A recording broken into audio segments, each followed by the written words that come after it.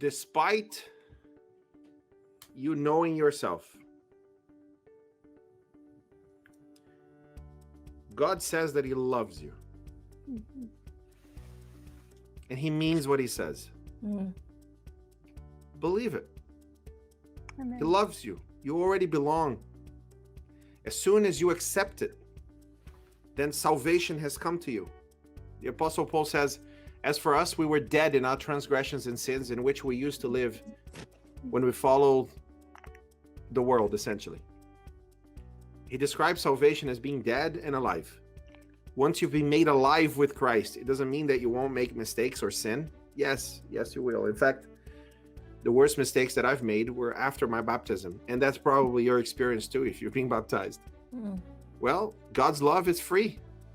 Amen. Freely given, acceptable, and acceptable even immediately after this.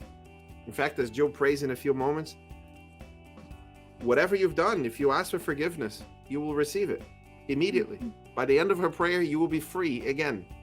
Amen. It won't be the last time you need to pray that prayer, but you will be free constantly. And Jesus will be there to help you transform from within in a way that is meaningful between you and him. He understands the wretched machinery that you're driving.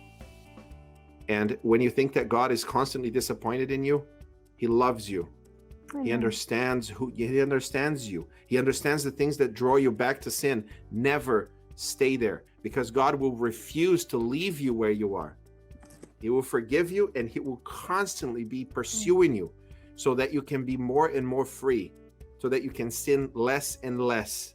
And this process will continue until the second coming of Jesus, when that which is corruptible will be given what is incorruptible. Mm-hmm. So don't give up on yourself, because God certainly hasn't. Amen. That's powerful.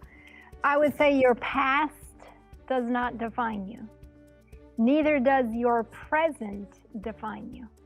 I love that who we will be in Jesus is what defines us. When God looks at us, he doesn't look at those mistakes. He doesn't look at us with shame or condemnation. We put that on ourselves, but God doesn't do that.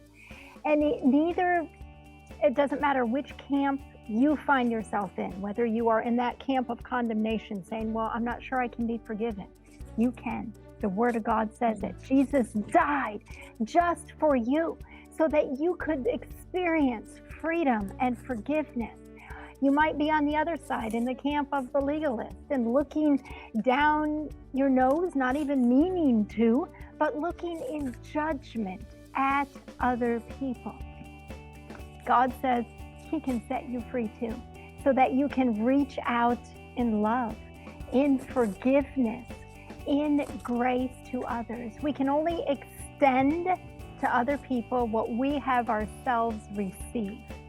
Freely you have received, freely give. So receive of his grace, receive of his love and forgiveness, and then you can extend that to someone else.